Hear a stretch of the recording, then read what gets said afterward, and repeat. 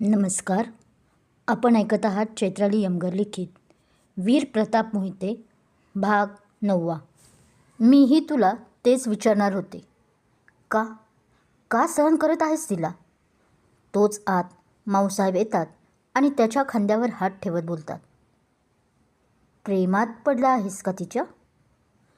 ते अगदी सावकाश बोलतात. तसं हा मात्र चमकून त्यांच्याकडे पाहतो. का का तुम्हा सर्वांना असं वाटतं की मी प्रेमात पडेल? तो मात्र आता जाम वैतागून गेला होता या प्रश्नाचे उत्तर देताना. हे बघ माऊ, तुझी इच्छा होती की मी लग्न करावे, एखादी गरीब घरची मुलगी सून असावी अशी तुझी इच्छा होती, ती मी पूर्ण केली आहे. आता प्लीज कृपा करा माझ्यावर आणि हाच प्रश्न विचारू नका. सध्या तरी मी या प्रश्नाचे उत्तर नाही देऊ शकत, असं बोलून तो तिथून निघून जातो. पण माऊसाहेबांना मात्र त्याचे हे उत्तर पटत नाही. पण त्याला काही बोलू शकत नसल्याने तिथून निघून जातात. हे स्वीटहार्ट, तो आता अशा ठिकाणी आला होता जिथे अनाथ लहान मुले राहत होते. थोडक्यात तो एका बाल आश्रय नावाच्या अनाथालयामध्ये तो आला होता आणि तिथे एक 3 ते 3.5 वर्षाच्या मुलीशी तो आता बोलत होता. अर्थात ती मुलगी होतीच खूप क्यूट. तिचे डोळे अगदी वीरवर गेले होते. कावेरी, अवघी 3-3.5 वर्षाची चिमुकली, गोल चेहरा, दुधासारखी मऊ त्वचा आणि मोठे बोलके डोळे, जणू काही जगाकडे अजूनही विश्वासाने पाहणारे. तिचे केस हलकेसे कुरळे, कपाळावर सतत पडणाऱ्या बटा ती आपल्या छोट्याशा हाताने सारखी बाजूला करत असे. ती हसली की गालावर पडणारी छोटी खळी सगळ्यांचंच मन जिंकून घ्यायची. तिच्या चालण्यात अजूनही तोल सापडत नव्हता. 2 पावलं धावायची आणि 3ऱ्या पावलाला कुणाच्या तरी कुशीत येऊन धडकायची. तिच्या हातात नेहमी एक छोटंसं फाटलेलं टेडी असायचं, जणू तोच तिचा सगळ्यात जवळचा मित्र. बोलताना काही शब्द स्पष्ट, काही अडखळलेले, पण प्रत्येक शब्दात निरागस गोडवा. डोळ्यात कायम एक प्रश्न असायचा, माझं घर कुठे आहे? आणि कदाचित म्हणूनच वीरला पाहिल्यावर ती पहिल्यांदाच न घाबरता हसली, जणू तिला तिचं जग सापडलं होतं. डाडा, ती त्याला आत्ताही पाहून तशीच चमकली. हे माय लिटिल प्रिन्सेस, म्हणत त्याने पण तिला उचलून घेतले आणि गोड पापा घेतला. डाडा, अर्टी, तिने तसं पटकन आपले गाल पुसले आणि सगळा चेहरा गोळा करत बोलते. अर्टी? पण तो एक शब्द त्याला काहीच कळाला नाही. त्यामुळे त्याने तिचा गाल ओढत म्हटले, काऊ, आपल्या डॅडनं असं कोणी म्हणतं का? तोच आता तिथे इशिता येऊन बोलते. तिच्या चेहऱ्यावर इयर टू इयर स्माईल होती. लब्बाड कुठली, म्हणत ती आपले दोन्ही हात करते. ती तुम्हाला डर्टी बोलली म्हणून मी. पण तो तिच्याकडे भुवया उंचावून पाहत आहे म्हटल्यावर बोलते, तेही हसूनच. इशिता, तू इथे काय करते? आणि तुला कावेरीबद्दल कुणी सांगितलं? पण तिला पाहून तो मात्र चांगलाच चिडतो. तिचं असं हसणे त्याच्या डोक्यात जात होते. मिस्टर वीर, तुम्ही विसरत आहात वाटतं. तोच तिथे त्या आश्रमातील काकी येत बोलतात. इशिता या बाल आश्रयाचे गेल्या वर्षभरापासूनची संस्थापक आहे ते.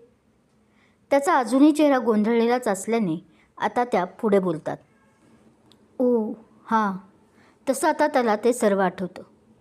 बरं, तुम्ही दोघे बोला, मी हिला तोपर्यंत तयार करून आणते. त्या काकीच पुढे बोलतात.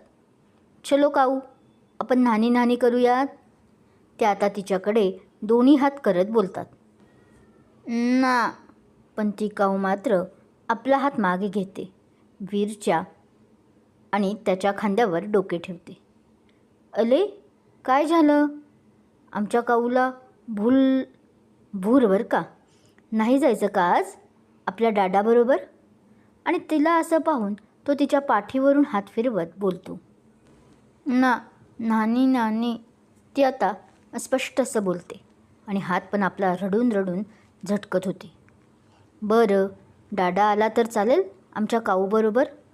तो मग आता तिला सांभाळत बोलतो, कारण ती खूपच गदागदा हालत होती, अंगही टाकून देत होती. मिस्टर वीर, तुम्ही येता का? ती फार नाहीतर रडेल. शेवटी काकींनाही त्याचा हाच निर्णय आवडतो आणि ते त्याला आपल्याबरोबर येण्याचा आग्रह करतात. येतो. त्याला तर आनंदच होतो. तो खुश होऊन बोलतो, ओके, मग चला माझ्या मागे. त्या काकी पुढे जात बोलतात. तसं तोही एक नजर इशितावर टाकतो आणि चालायला लागतो त्यांच्या मागे. वीर, तुम्ही कितीही मला खुन्नस द्या, कितीही नकार द्या. आता त्या जाणाऱ्या वीरला पाहत इशिता स्वतःशी पुटपुटत होती. पण एक दिवस मीच तुमची बायको बनणार, ती एक गूढ स्माईल देत म्हणते. दिवसा ढवळ्या अशी स्वप्ने पाहू नये इशिता, कारण ती कधीच खरी होत नसतात. तो आता एकदम तिच्या जवळ जाऊन कानात बोलतो आणि तिथेच असलेला काऊचा टॉवेल घेऊन परत बाथरूमकडे वळतो, जिकडे त्या काकी गेल्या होत्या. Let's see. तीही त्याला चॅलेंज दिल्याप्रमाणे बोलते आणि तिथून निघून जाते. काकी, काऊ माझी मुलगी आहे ही बातमी मी तुम्हाला गुपित ठेवायला सांगितली होती ना? काकी काऊला टबमध्ये ठेवून आंघोळ घालत होत्या तेव्हा वीर त्यांना थोडे रागात बोलतो. हो मिस्टर वीर, ही बातमी अजून लीक नाही झाली कुठे. इतकी तर आम्ही खबरदारी घेतली आहे. त्या तिच्या अंगावर पाणी टाकत बोलतात. हो, मग इतकी महत्त्वाची बातमी या मिस इशिताला कशी कळाली? त्याने आता थोडे रागात पाहत म्हटले. मिस्टर वीर, त्या आता संस्थापक आहे. त्या काकीने आता भीतच उत्तर दिलं. तसं त्याने काही म्हटले नाही, कारण आता ती या आश्रमाची संस्थापक आहे म्हटल्यावर त्याला जास्त काही बोलता येत नव्हते. बरं, चला आता. काऊ भोर जाणार ना आपल्या डाडाबरोबर? म्हणत तोही विषय तिथेच थांबवून कावेरीला घेऊन तिच्या रूममध्ये जातो. पुढे काय ठरवलं आहेस तू? इकडे काव्याला एक अननोन नंबरवरून मेसेज येतो. वीरशी लग्न हा आपल्या प्लॅनचा फक्त एक भाग आहे हे विसरू नकोस. आय नो, आणि हा प्लॅन माझाच आहे. त्यामुळे मी काय करायचं आणि काय नाही यात तुम्ही पडू नका. तिनेही आता त्या अननोन नंबरला रिप्लाय दिला. खरं तर प्लॅननुसार आता आपण चालणार आहात माझ्या अंदाजे. तर फोकस तिथेच राहू द्या, म्हणजे मिळवलं. त्यानंतर मात्र काही मेसेज तिला आला नाही. तशी काव्या आपल्या गालात हसली. मला शिकवायला येतात काही लोक बिनडोक्याची, जिथे प्लॅन माझाच असतो, असं हसत बोलून ती बाथरूममध्ये जाते. काय प्लॅन आहे काव्याचा? काव्याने का लग्न केलं आहे नक्की वीरशी? तिला कुणाचे मेसेज येत आहेत? आणि ती कावेरी, ती नक्की कुणाचं बाळ आहे?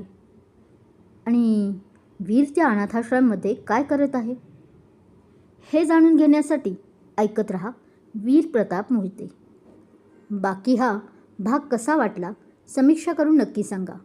पुढील भागाचे नोटिफिकेशन मिळवण्यासाठी आजच मला सबस्क्राईब करा. धन्यवाद.